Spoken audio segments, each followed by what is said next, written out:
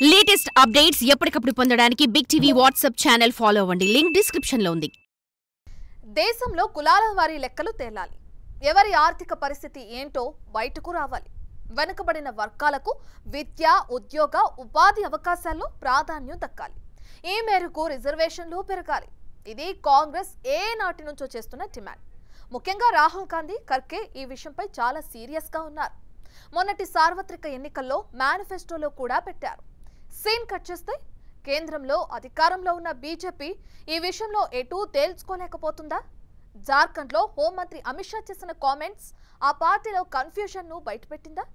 దేశానికి role model అయ్యేలా తెలంగాణ ప్రభుత్వం చేస్తున్న బీసీ కులగణనను కేంద్రం స్వాగతించే పరిస్థితి ఉందా?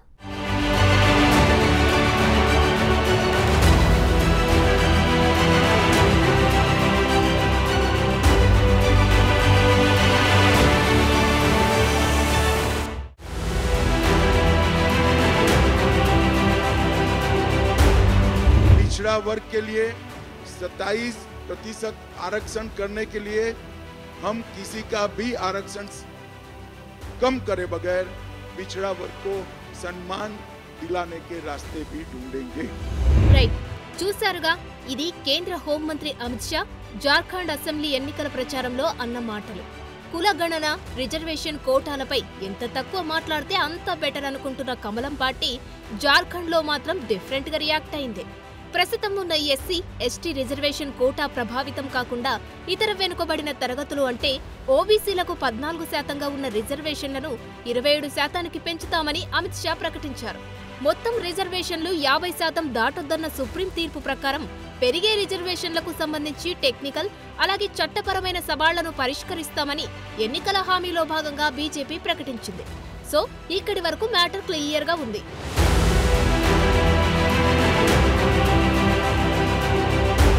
అంటే జార్ఖండ్ అసెంబ్లీ ఎన్నికల ప్రచారంలో అమిత్ షా ప్రకటన ప్రకారం చూస్తే ఓబీసీల రిజర్వేషన్లు పెరగాలని కోరుకుంటున్నారు.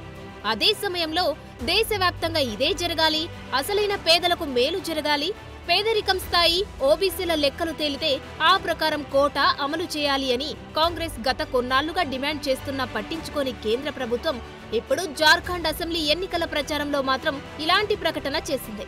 జార్ఖండ్లో ఓబీసీల కోటా 27% పెంచి కోటా లెక్కలు సెట్ చేసి సవాళ్లు అధిగమిస్తామని చెబుతున్న బీజేపీ పెద్దలు దేశమంతా ఈ పనికి ఎందుకు ముందుకు రావడం లేదు అన్న ప్రశ్నలకు జవాబులు లేవు.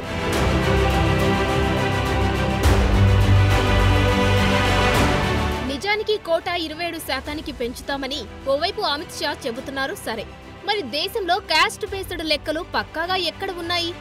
ఎప్పుడో స్వాతంత్రం రాకముందు చేసిన లెక్కలనే ఇప్పటికీ ప్రామాణికంగా తీసుకుంటే కుదురుతుందా అన్న ప్రశ్నలు వస్తున్నాయి. సో ఇలాంటి ప్రశ్నలకు సమాధానంగా తెలంగాణ ప్రభుత్వం చేపడుతున్న సామాజిక ఆర్థిక కులగణన నిలవబోతుందంటున్నారు. ఎందుకంటే దేశానికి ఓ రోల్ మోడల్ మాదిరిగా కులాల వారీగా పక్కాగా లెక్కలను బయటకు తీయాలని అన్ని ఏర్పాట్లు చేసింది రేవంత్ రెడ్డి ప్రభుత్వం. దీంతో తెలంగాణలో ఎవరి సంఖ్య ఎంత ఉంది, వారి ఆర్థిక పరిస్థితి ఎలా ఉందన్నది పాలకు పాలు, నీళ్లకు నీళ్లు తేలిపోనుంది. ఆ దామాష ప్రకారం రిజర్వేషన్లు అమలు చేసుకోవడం, వెనుకబడిన వారిని పక్కాగా గుర్తించి వారికి ప్రభుత్వ పథకాలు అందించేందుకు ఈ సర్వే చాలా ఉపయోగపడుతుందంటున్నారు.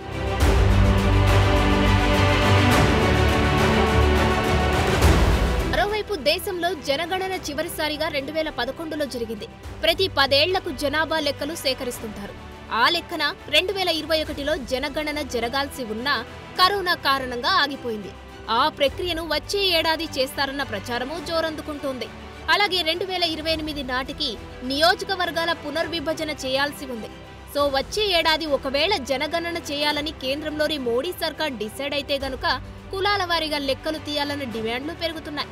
జనాభా లెక్కలు తీసేటప్పుడు ఎస్సీ, ఎస్టీ జనాభాను మాత్రమే లెక్కిస్తారు.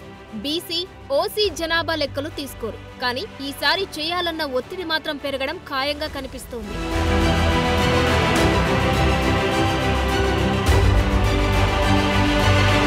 ఇప్పుడు జార్ఖండ్లో ఓబీసీల కోటా 27% పెంచుతామన్న హామీకి పక్కాగా లెక్కలు తీయాలంటే జనగణనలో కులాల వారీగా లెక్కలు తీయడమే మార్గమంటున్నారు. ఎందుకంటే రాజకీయ, విద్య, ఉద్యోగాల్లో కోటా అమలు చేయాలంటే సరైన ప్రాతిపదిక ప్రభుత్వాల దగ్గర లేదు. అంటూ కులాల వారీగా లెక్కలు లేవు.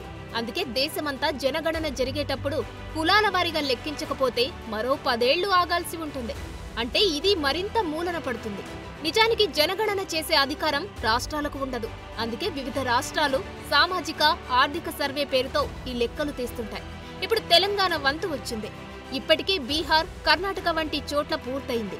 ఇక్కడ అసలు ప్రశ్న ఏంటంటే, జార్ఖండ్లో ఓబీసీల కోటా పెంచుతామన్న బీజేపీ దేశంలో ఏ కులం ప్రజలు ఎంతమంది ఉన్నారో బయటకు తీయడంలో వచ్చిన ఇబ్బంది ఏంటన్న వాదన వినిపిస్తోంది. భారత రాజ్యాంగం ఆర్టికల్ 15(4), 15(5), 16(4) ప్రకారం బీసీ కులాలను సామాజికంగా, విద్యాపరంగా వెనుకబడిన తరగతులుగా గుర్తించారు. కానీ ఈ వెనుకబడిన తరగతులకు చెందిన వారు ఎంతమంది ఉన్నారన్న లెక్కలు తీయడం అంటే ప్రభుత్వాలు పెద్ద మనసు చేసుకోవాలి. సమాజంలో ఎవరి సంఖ్య ఎంత ఉందో లెక్కలు తీస్తే ఏదో జరుగుతుందని ఊహించుకొని ఈ ప్రక్రియను ముందుకు తీసుకెళ్లకపోతే సమాజంలో ఆర్థిక, సామాజిక సమానత్వం వచ్చే పరిస్థితి ఉండదన్న వాదన వినిపిస్తుంది. మోడీ రెండోసారి ప్రధాని అయిన తర్వాత 2019లో అగ్రకులాల్లోనే పేదల కోసం 10% రిజర్వేషన్లు కల్పిస్తూ ఈడబ్ల్యూఎస్ అమల్లోకి తెచ్చారు. అలాంటిది బీసీల లెక్కలు తీస్తే వచ్చిన ఇబ్బంది ఏంటన్న ప్రశ్నలైతే ఉన్నాయి. నిజానికి స్థానిక సంస్థల ఎన్నికల్లో బీసీల రిజర్వేషన్ చుట్టూ ఎప్పుడు గందరగోళమే నడుస్తుంటుంది.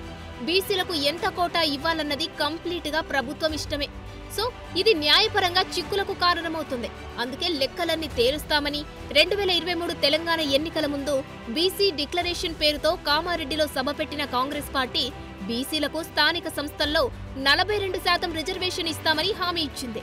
అటు పార్లమెంట్ ఎన్నికల టైంలో దేశంలో కులగణనను చేపట్టి తీరుతామని రాహుల్ గాంధీ హామీ ఇచ్చారు. కాంగ్రెస్ మేనిఫెస్టోలో పెట్టించారు. కులగణన లెక్కల ఆధారంగా ఆయా కులాలకు రిజర్వేషన్లు కల్పిస్తామన్నారు. ఇక 2014లో కేసీఆర్ అధికారంలోకి రాగానే సకల జనుల సర్వే పేరుతో ఓ సమగ్ర సర్వే నిర్వహించారు. అందులో తెలంగాణ మొత్తం కులాల వారి జనాభా వచ్చింది. అయితే ఆ సమాచారాన్ని నాటి ప్రభుత్వం బయట పెట్టలేదు. సో ఇప్పుడు జార్ఖండ్లో ఓబీసీల కోటా పెంచుతామంటున్న బీజేపీ త్వరలో చేయబోయే జనాభా లెక్కల్లో కులాల వారీగా తేల్చాలన్న డిమాండ్లైతే పెరుగుతున్నాయి.